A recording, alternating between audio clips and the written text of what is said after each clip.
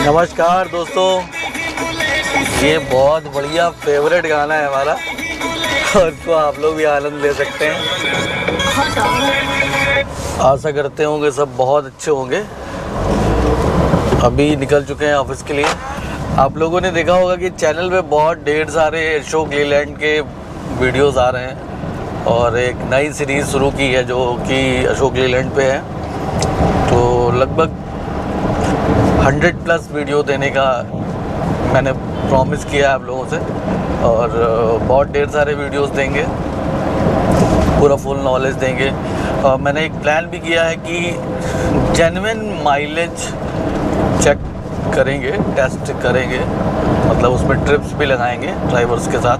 वो कैसे रहते हैं, कैसे नहाते हैं, कैसे खाना खाते हैं, और उनके साथ ट्रिप्स होगा। और उस ट्रिप में ये भी निकल के आएगा कि गाड़ी कितनी रिलायबल है, कितना बेनिफिट हो रहा है, एक ट्रिप में कितना हो रहा है, मंथ में कितना हो रहा है, ईयर में कितना हो रहा है, गाड़ी का रीसेल क्या है और कितना पैसा कमा लेती है।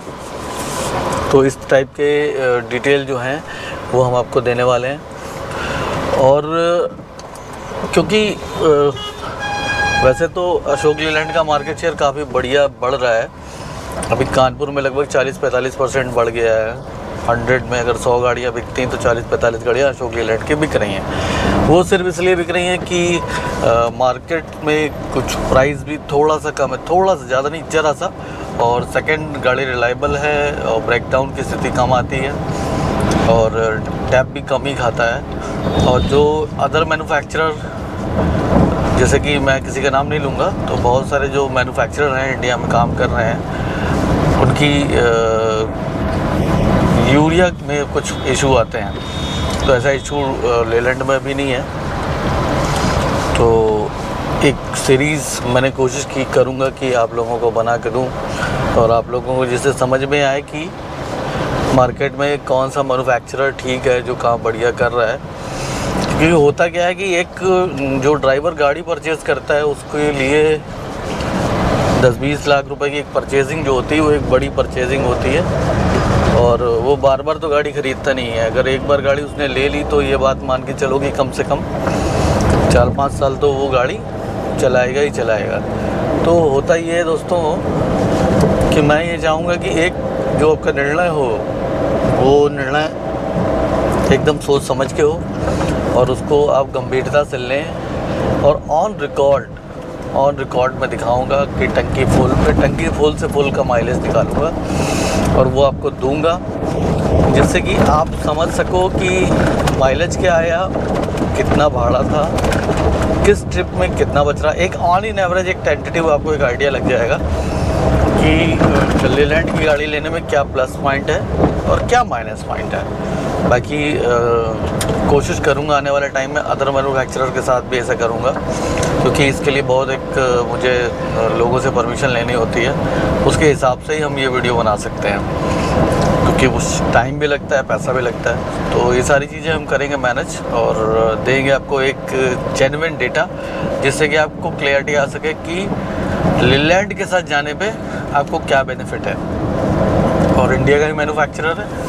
और एक चीज़ और भी है, ये आप हमेशा देखते होगे कि मैं ऑफिस जाते टाइम आप लोगों को थोड़ा सा नॉलेज देता हूँ। तो होता ये है कि जब मैं वीडियोस नहीं बना पाता हूँ तो जो भी बातें मेरे मन में चलती हुई हैं वो उसको मैं आप तक पहुँचाना चाहता हूँ कि फ्यूचर में हम क्या करेंगे और आपको किस तरीके का अपडेट देंगे, जिससे कि आप चैनल पर बने रहें और साथ ही साथ आपको अपडेट भी हो जाए कि हमारे चैनल पे किस तरीके का डेटा आने वाला है। और एक चीज़ और है कि मैंने अपने चैनल पे मैं जो भी वीडियो अपलोड करता हूँ उसमें मैं कोई बहुत एडिटिंग नहीं करता हूँ, सीधा शूट करता हूँ और सीधा अपलोड करता हूँ। उसके पीछे रीज़न ये है कि कोई मैं एज ए प्रोफेशनल यूट्यूबर नहीं हूँ कि मेरा सब कुछ इसी से चल रहा हो। ये तो मैंने एक एज ए अपने शौक़ के लिए और अपनी नॉलेज को आप लोगों में बांटने के लिए ये वीडियो बनाया है, वीडियो बनाता हूँ और चैनल भी इसीलिए बनाया था। और कोई इसके पीछे और कोई रीज़न नहीं है। इनका भी बहुत ज़्यादा कोई नहीं आती है, ऐसा नहीं है कि आती नहीं है, आती है लोगों की बहुत ज़्यादा आती है। लोग कुछ कर नहीं कि सिर्फ यूट्यूब से ही अपना सब कुछ मैनेज करते हैं उसके लिए, लेकिन आपको सब कुछ बंद करना होता है और सिर्फ यूट्यूब पर ही फोकस करना होता है, तभी हो पाता है। तो जिस तरीके से एक जॉब आप करते हैं उस तरीके से अगर आप यूट्यूब को भी जॉब मान लो तो भी आपका काम चल सकता है, लेकिन मेरे साथ ऐसा नहीं है। लेकिन कोशिश करते हैं, देखते हैं कहाँ तक जाएंगे। और बाकी मौसम आज बहुत बढ़िया है। और हमारे जो एक फ्रेंड हैं आशीष जी, उनके साथ भी वीडियो 2 दिन से नहीं बन पा रहा है, तो आज शाम को मिलेंगे। और एक चीज़ जो मेरे दिमाग में आ रही है कि मार्केट में बहुत सारे लोग बोलने लगे हैं 13 टन 13 टन 13 टन 13 टन की भाई कोई भी गाड़ी नहीं है। टोटल ग्रॉस व्हीकल वेट जो अभी सारे मैन्युफैक्चरर का है वो 18500 GVW का है।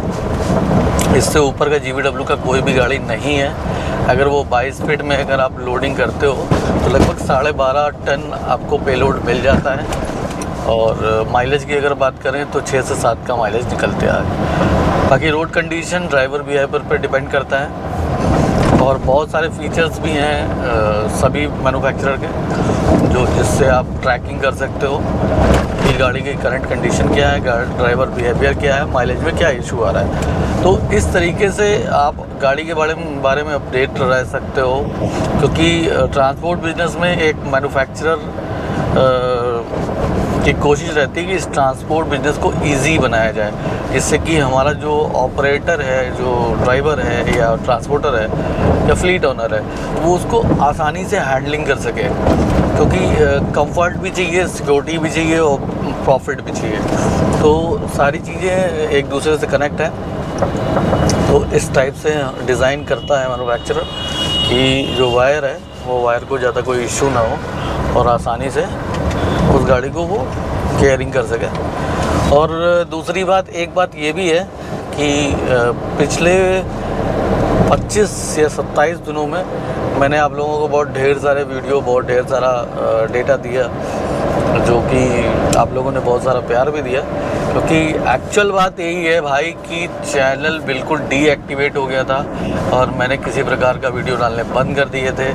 तो थोड़ा सा कुछ पर्सनल इशूज़ थे जिस वजह से मैं ऐसा नहीं कर पाया। लेकिन अब मैंने ऐसा माइंडसेट किया है, ऐसा सोचा है कि हम आपको लगभग ये मान के चलो 1 महीने में कम से कम 30 और अधिकतम 60 इतने वीडियोस देंगे। और इसमें रील, लाइव और इसके साथ साथ वीडियोस देंगे, पोस्टें भी आएंगी। तो कोशिश ये करेंगे कि जो एक ऑथेंटिक डेटा है। और एक चीज़ मेरे मन में बहुत दिन से चल रहा है कि क्या मैं कार के रिव्यू करना शुरू करूं। अगर आप लोगों को ऐसा लगता हो तो प्लीज़ ज़रूर कमेंट करिएगा। और जो भी भाई वीडियो मेरा देखेंगे और देखकर अपने विचार ज़रूर दीजिएगा।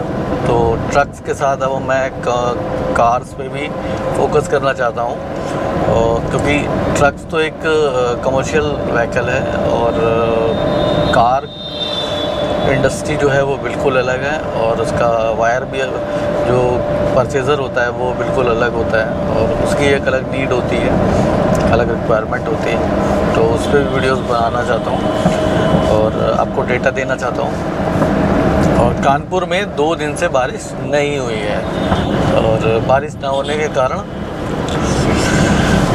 मौसम अभी साफ़ है। और अभी हम घूम रहे हैं कानपुर के अंदर और सीट बेल्ट लगाई हुई है, ट्रैफिक स्लो चल रहा है।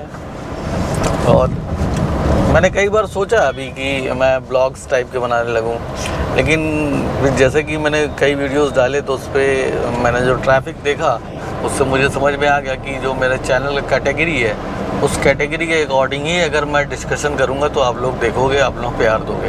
क्योंकि ऑडियंस जो हमारी कनेक्ट है वो ऑटोमोबाइल सेक्टर की ही कनेक्ट है, तो ब्लॉगिंग इसलिए लोग नहीं पसंद करेंगे।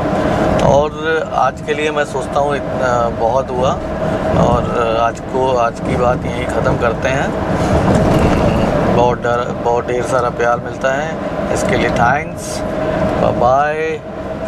Take care, Jai Hind, bye bye.